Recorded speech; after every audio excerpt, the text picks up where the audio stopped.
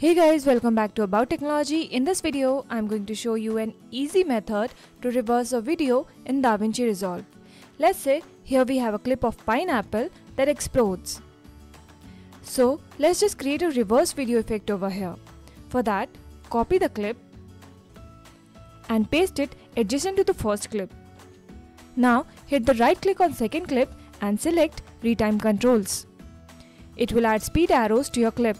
Now click on the drop down arrow here and select Reverse Segment. If you can notice, the direction of the speed arrows has changed and now they are pointing backwards in direction. Now let's play the video. So that's how we can reverse a video clip.